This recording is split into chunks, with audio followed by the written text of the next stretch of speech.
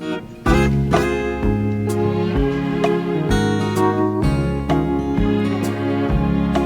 placed gold on my finger. You brought love like I've never known. You gave life to our children, and to me a reason to go on. You're my bread when I'm hungry. You're my shelter from troubled winds. You're my anchor in life's ocean, but most of all, you're my best friend.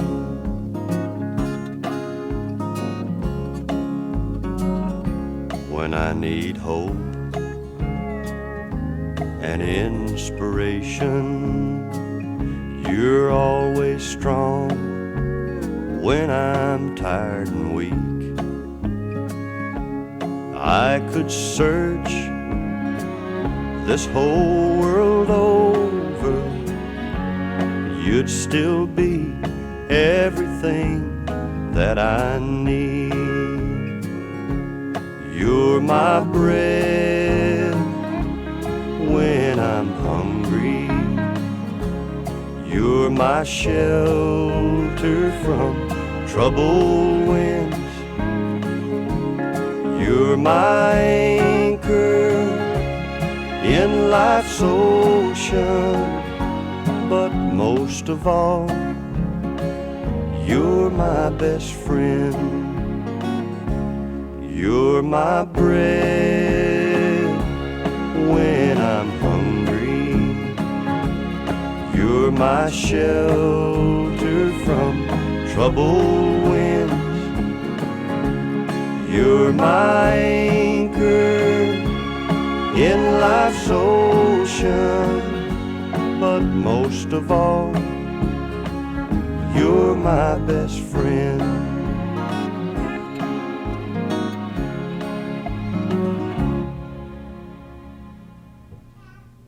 You may be seated.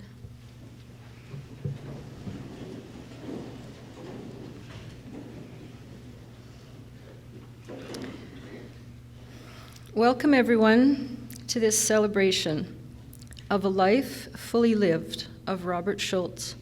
My name is Sharon. I'm the niece to Loretta and Robert. We have difficulty summing up a life so rich and complete like one such as Robert.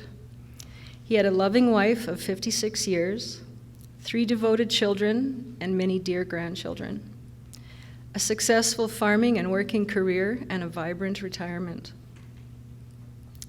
Please welcome Reese Seabrook with a eulogy.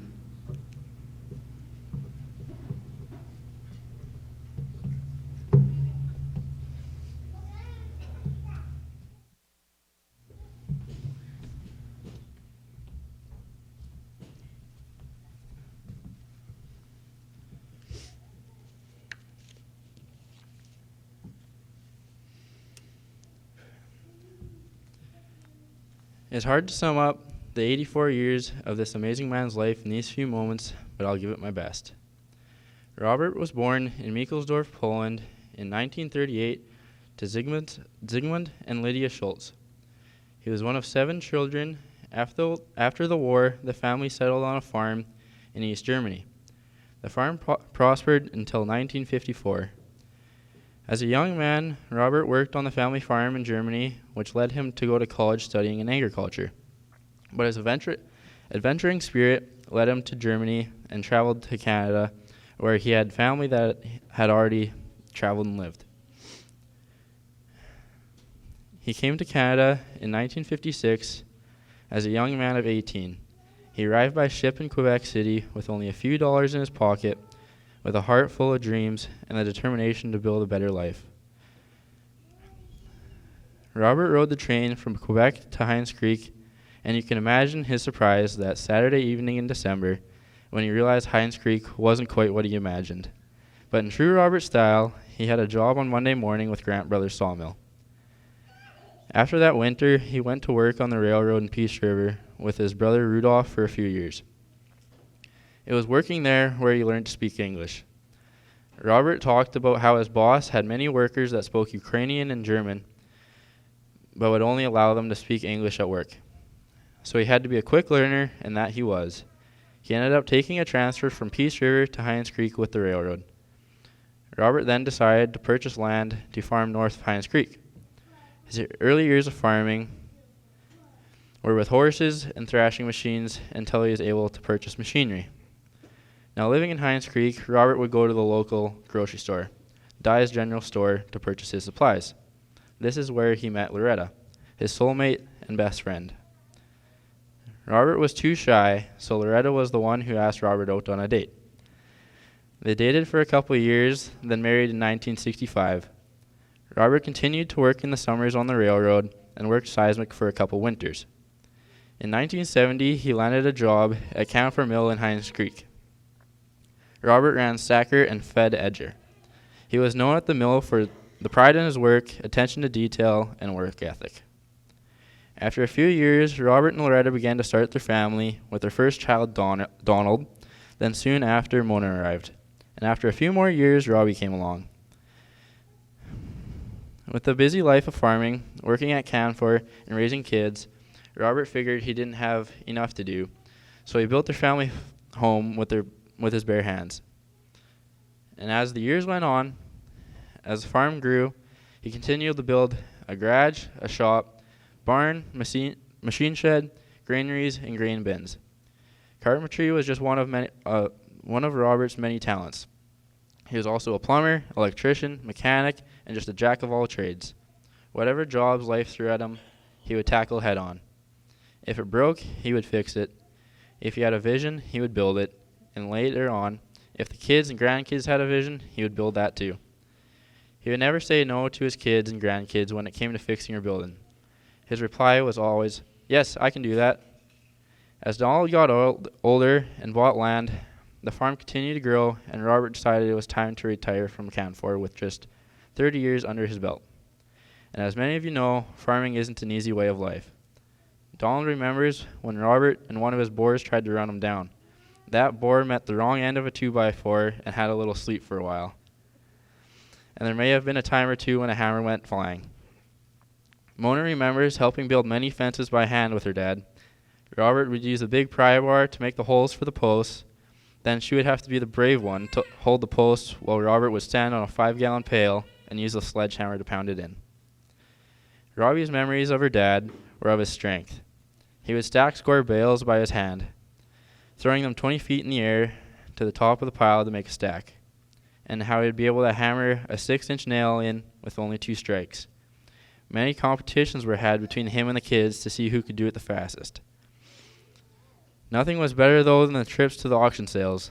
Donald and Mike remember driving up to one sale one spring, with Donald behind the wheel, Robert riding shotgun, and Mike navigating from the back seat, noticing the auction sale sign at the very last second, telling Donald to take a quick left turn around a speed corner.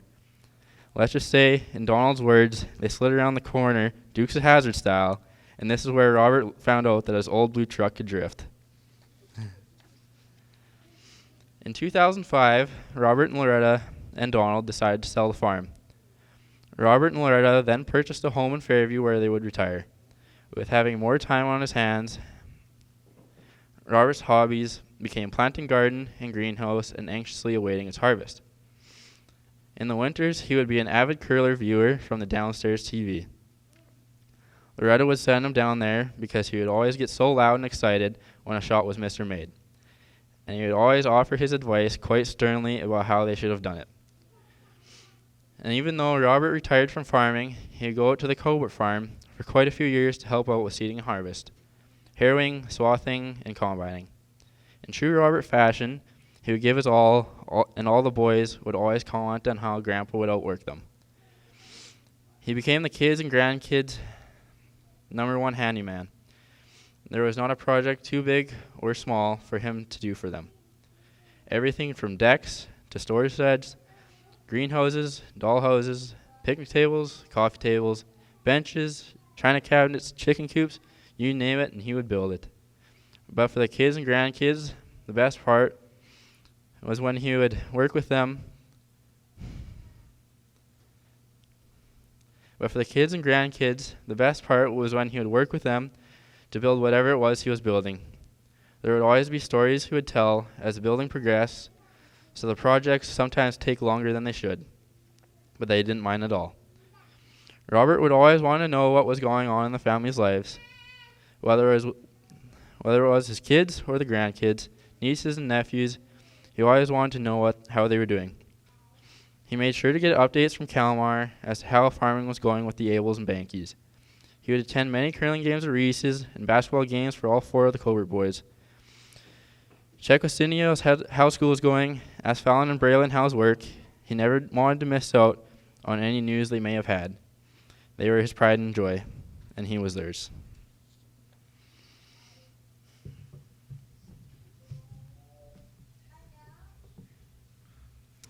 Thank you, Reese. Thank you, Reese.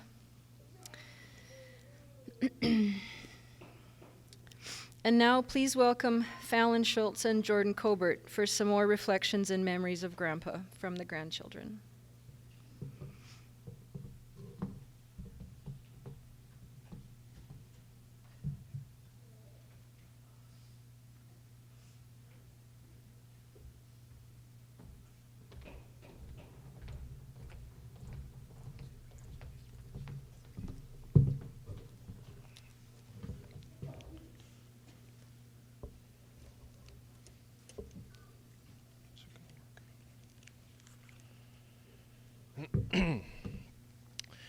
Us grandchildren were given the impossible task of coming up with a concise memory of Grandpa Robert to be shared by Fallon and I today.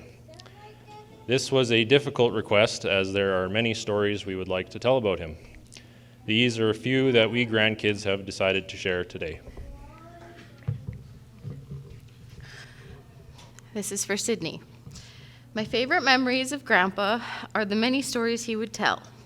One summer in particular, Grandpa was over fixing the door frame to our storage shed, and I was painting the walls in the shop. I asked him how his project was going and if he wanted to see mine. After showing him the paint job and him saying I did well, he noticed the shed my dad was building to store firewood. He began telling stories about working at the sawmill, how about some men that worked there were a little messy and didn't clean their workspace. He also went on to say how lumber they chose for certain boards weren't up to his standards. The story of the sawmill flowed into him describing the building of the farmhouse near Hines Creek. He told of how he put on the shingles and the type of furnace that was added in the basement. After explaining top to bottom details of how he built the house, he went on to describe how he built the foundation and the digging of the basement. He said to do it properly, you have to start from the middle and work your way out, not work from one side to the other, because then it would be slanted. I literally thought to myself, I'm 14 years old. I don't think I need to know this information right now. But I'll be sure to keep this in mind when I build my own house. Looking back on it now, I'm grateful for the little snippets of his knowledge, the stories he would share.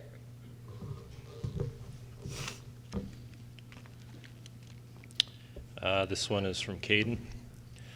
Some of my favorite memories of Grandpa are of his stories of Germany when he was young. He was like a living history book. The story of him when he was a little boy, playing outside, running, and jumping the trenches, only to fall into one and break his arm.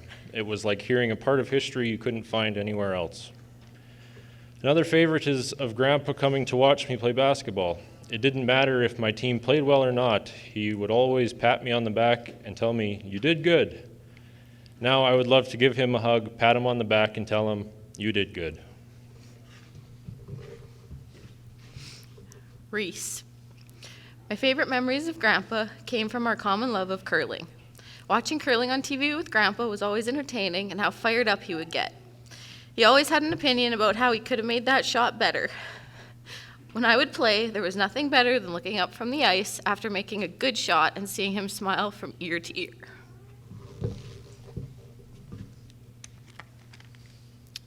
This one is from Byron. My favorite memory of Grandpa is when I spent a summer helping him turn a shed into a chicken coop. He was a bit surprised to learn that Mom was paying me for the work, but he still appreciated the help nonetheless. Catching chickens for Grandpa to butcher was always the highlight of the summer. He would teach us how to use the catch pole to hook their leg and pull them in for him. He was always happy to have us help him with whatever job he was working on.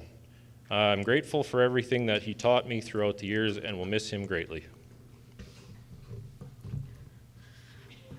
This is for Braylon. Some of my favorite memories with Grandpa usually came from when we were building shops and sheds. I was just little when I helped Grandpa build rafters for our big farm shed.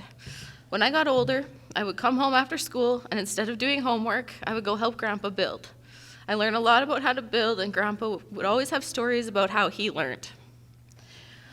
I also have fond memories of sitting at the kitchen table for hours, listening to his stories about his life. We spent a lot of time playing cards at that same kitchen table together, and every time it was your turn, he would always say, "It's your kick of the cat," and I would always laugh.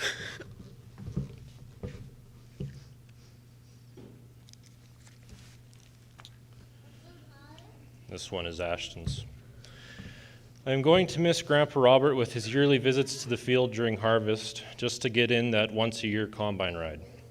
Bullshitting with Grandpa about clearing the land, who lived where, who owned what was the best. You could always ask Grandpa about when new things happened in the area, whether it was who owned the land, when the field was cleared, or when Hines Creek finally got paved roads. He could tell you the exact year it happened. He was always full of information. Listening to Grandpa's stories about being a young man coming over from Germany and life with Grandma on the farm was always a joy to hear. Many laughs were had when he would tell his stories. One great memory is when we were all young, picking rocks and roots out in the field, and we would all be complaining and saying our backs hurt. Grandpa would speak up and say in his accent, "You don't have a back. You haven't worked long enough to even know what having a back is." Grandpa's hard work and determination has been passed on to us grandkids and will continue to be shared with generations to come. Grandpa, we love you more than you'll ever know, and you will be greatly missed.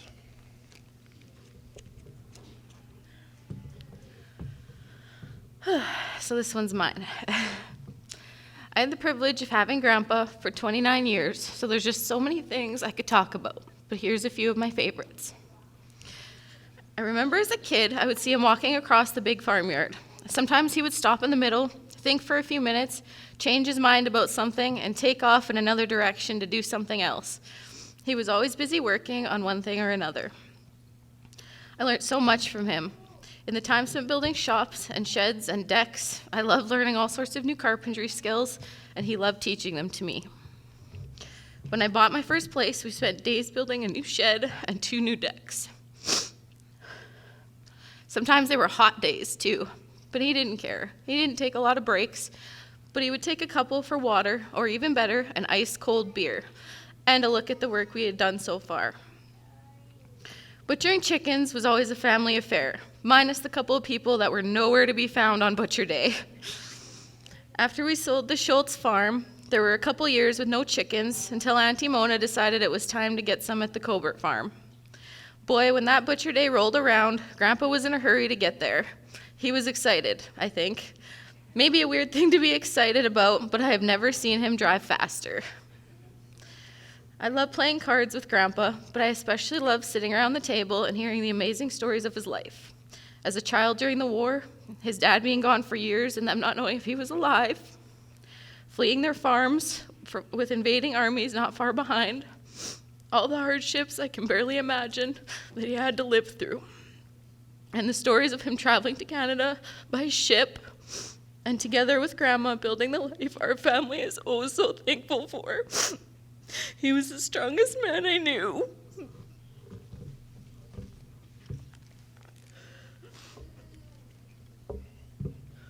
This one is mine. When I was first asked to come up with a memory or a sentiment about Grandpa that I wanted to share, I'd be lying if I said something came to mind right away.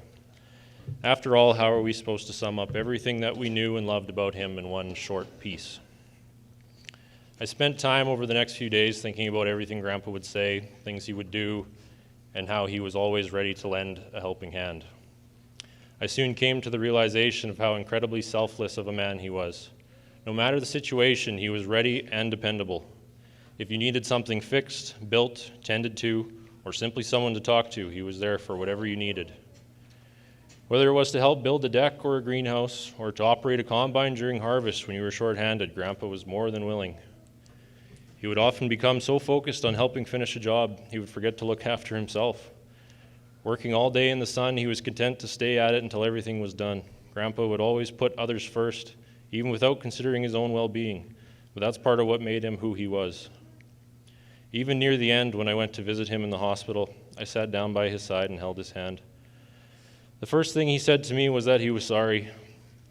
I assured him that he didn't have to apologize, and it wasn't his fault. But Grandpa, being Grandpa, felt the need to.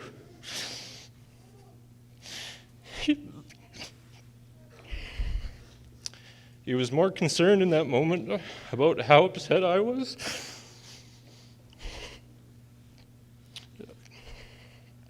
Not about anything else. He truly was a selfless man, and someone we should strive to be more like.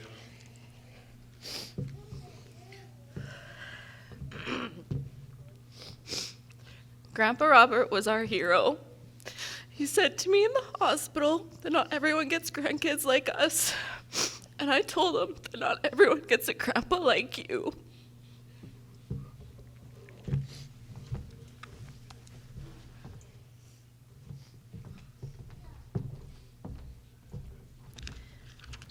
Wow, guys.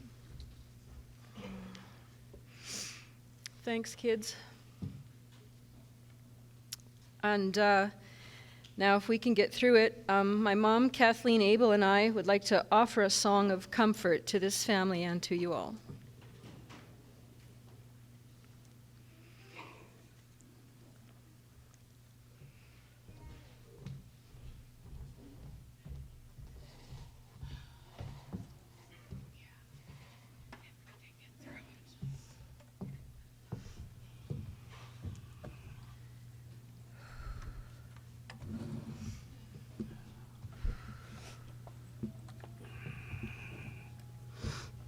See?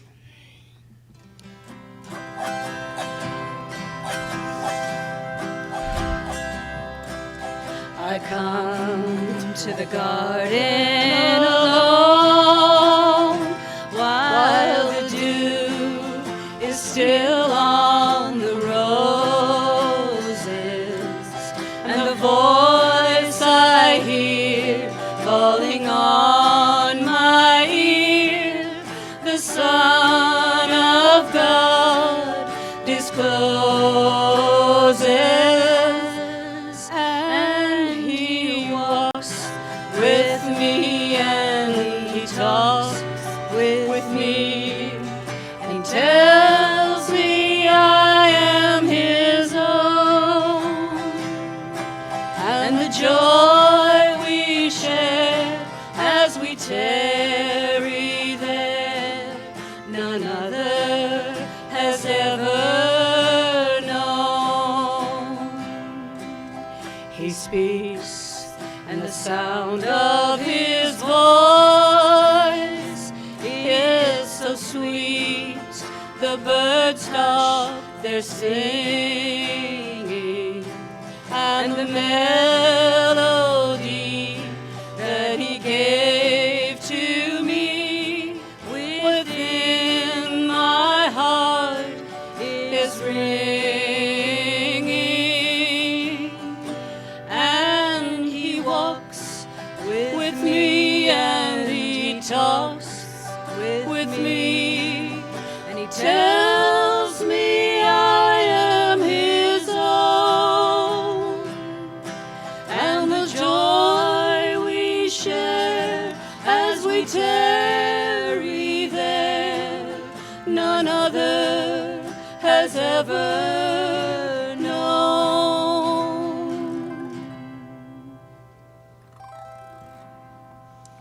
You gonna do Amazing Grace at the end? Yeah. Or right now? No, at the end. Whew. In times like these, there are some that like to turn to the comforting words of the Scripture for inspiration and hope. Let me read from Ecclesiastes 3 and from Psalm 23. In Ecclesiastes 3 it says, "To everything there is a season and a time for every purpose under heaven, a time to be born and a time to die, a time to plant and a time to pluck up what is planted, a time to kill and a time to heal, a time to break down and a time to build up, a time to weep and a time to laugh, a time to mourn and a time to dance, a time to cast away stones and a time to gather stones together, a time to embrace and a time to refrain from embracing, a time to gain and a time to lose, a time to keep and a time to throw away, a time to tear and a time to sow, a time to keep silence and a time to speak, a time to love and a time to hate, a time of war and a time of peace." And in Psalm 23 it says, "The Lord is my shepherd, I shall not want. He makes me lie down in green pastures. He leads me beside the still waters. He restores my soul. He leads me in the paths of righteousness for his name's sake. And yea, though I walk through the valley of the shadow of death, I will fear no evil, for you are with me. Your rod and your staff, they comfort me. You prepare a table before me in the presence of my enemies. You anoint my head with oil, my cup runs over. Surely goodness and mercy shall follow me all the days of my life, and I will dwell in the house of the Lord forever." Amen. And now the family has prepared a slideshow for you.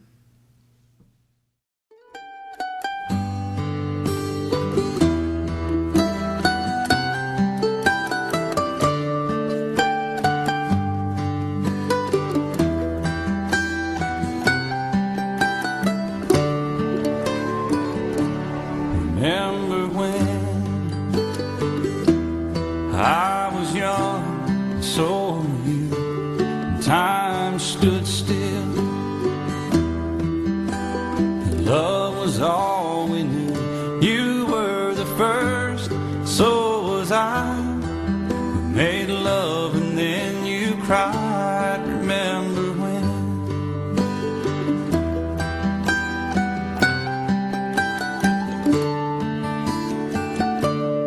Remember when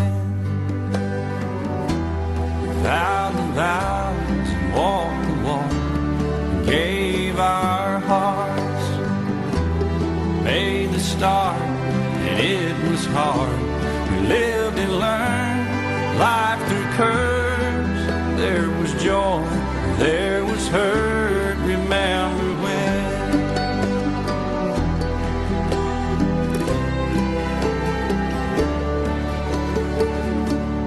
Remember when old ones died, new were born, life was changed, disassembled, rearranged. We came together, fell apart, and broke each other's hearts. Remember when?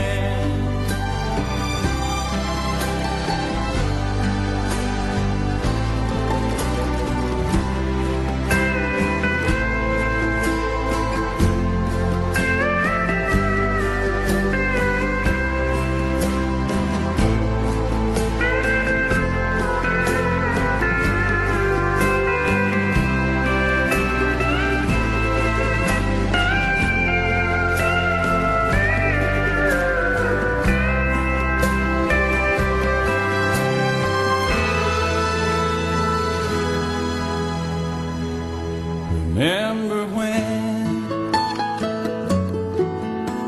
the sound of little feet was music? We danced to week, brought back the love. We found trust, vowed we'd never give it up. Remember when?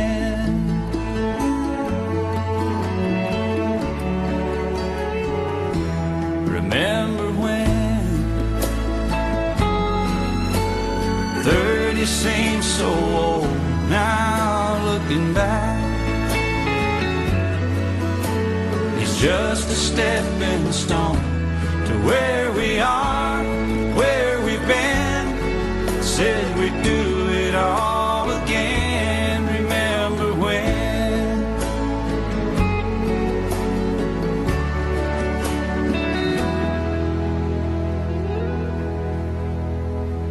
Remember when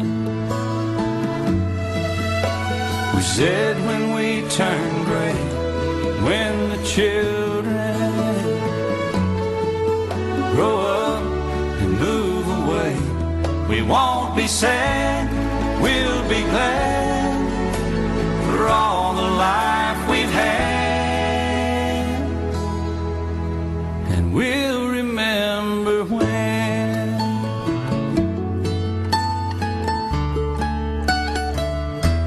Remember when.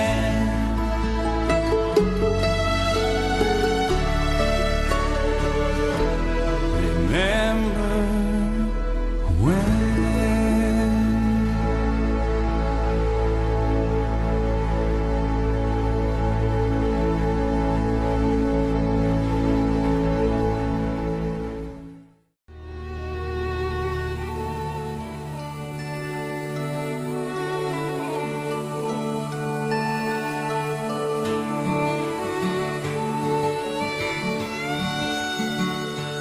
I remember Daddy's hands folded silently in prayer, and reaching out to hold me when I had a nightmare. You could read quite a story in the calluses and lines. Years of work and worry had left their mark behind. I remember Daddy's hands, how they held my mom tight and patted my back for something done right. There are things that I've forgotten that I loved about the man, but I'll always remember the love in Daddy's hands. Daddy's hands were soft and kind when I was crying. Daddy's hands were hard as steel when I'd done wrong. Daddy's hands weren't always gentle, but I've come to understand there was always love in Daddy's hands.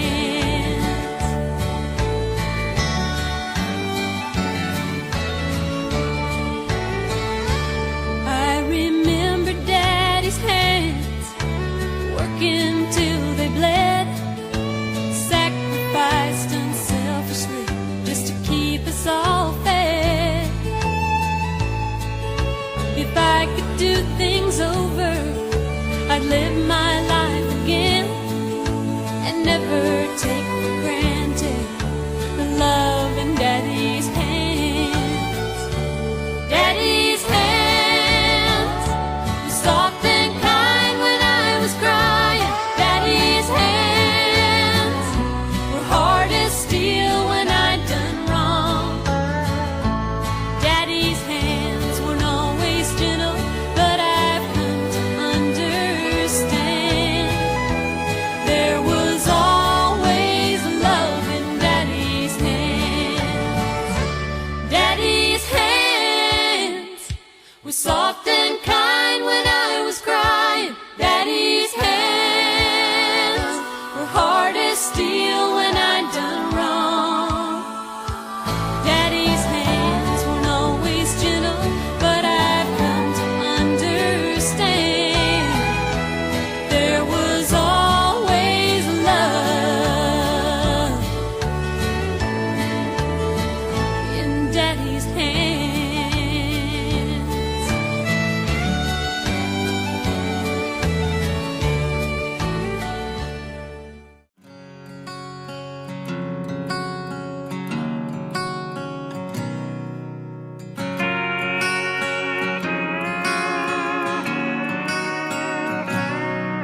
These girls you love never gave back diamond rings. I wish every porch had a swing.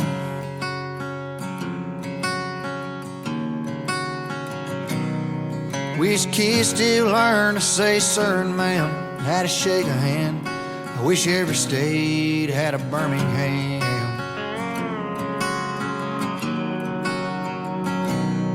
I wish everybody knew all the words to Mama tried. I wish Monday mornings felt just like Friday nights. And I wish even cars had truck beds, and every road was named Copperhead, and coolers never run out of cold Bud Light. And I wish high school home teams never lost, and back road drinking kids never got caught. And I wish the price of gas was low and cotton was high. I wish honky tonks didn't have no closing time. And I wish grandpas never died.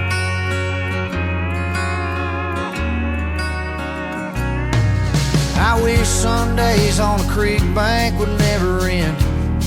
Wish I could learn to drive again.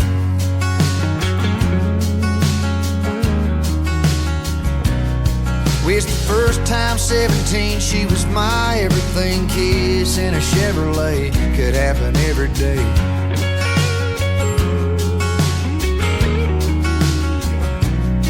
I wish everybody overseas was gonna make it home. I wish country music still got played on country radio. And I wish even cars had truck beds, and every road was named Copperhead, and coolers never run out of cold Bud Light. And I wish high school home teams never lost, and back road drinking kids never got caught. And I wish the price of gas was low and cotton was high. And I wish honky tonks didn't have no closing time. And I wish grandpas never died.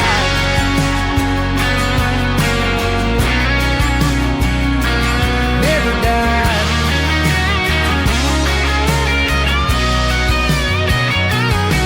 And I wish good dogs never got gray and old. I wish farms never got sold. And I wish even cars had truck beds, and every road was named Copperhead, and coolers never run out of cold Bud Light. I wish high school home teams never lost, and back road drinking kids never got caught. And I wish the price of gas was low and cotton was high. And I wish honky tonks didn't have no closing time. And I wish grandpas never died. I wish grandpas never died.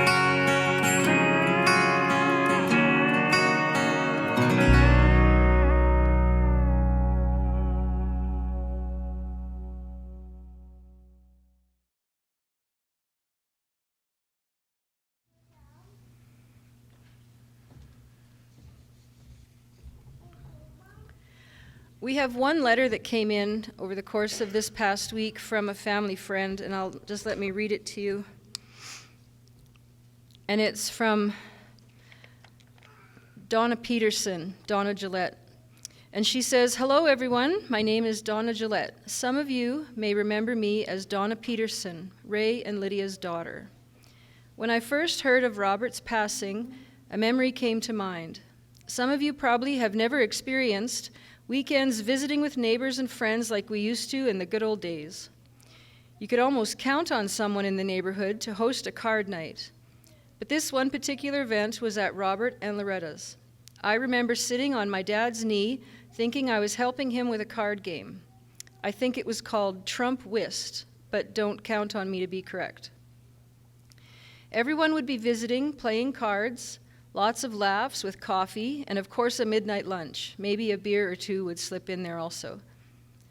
But the lunches usually always consisted of sandwiches, whether it was bologna, sardines and onions, or egg salad and sometimes tuna, with chocolate or carrot cake and squares for dessert. It would be quite the spread indeed.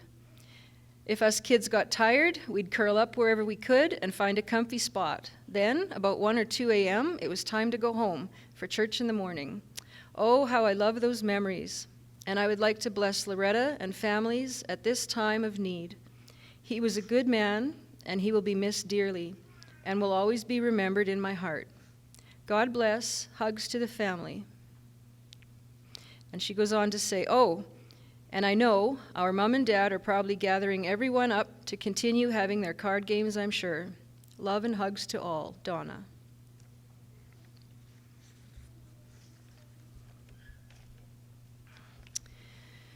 And now, we would like to leave you in closing with one more song, and then the family would like to invite you to stay for a time of fellowships and snacks.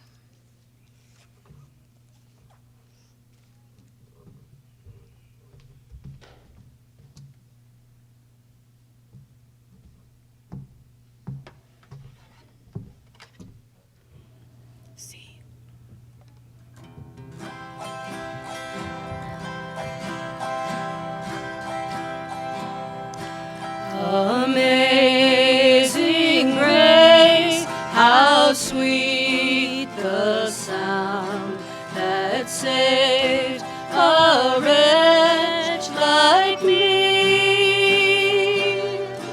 I once was lost, but now am found, was blind, but now I see.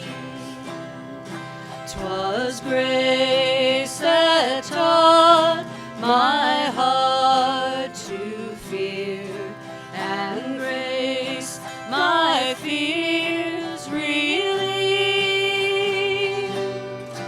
How precious did that grace appear the hour I first believed. Through many dangers, toils, and snares, I have already come. 'Tis grace that got me safe thus far, and grace will lead me home. Amazing grace, how sweet the sound that saved a wretch like me. I once was lost, but now am found, was blind, but now I see.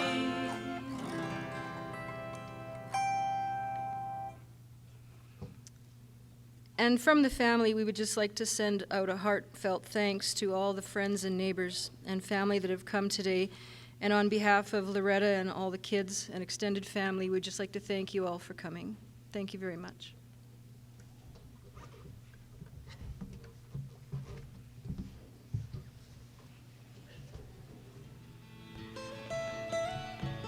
Almost heaven, West Virginia, Blue Ridge Mountains, Shenandoah River. Life is old there, older than the trees, younger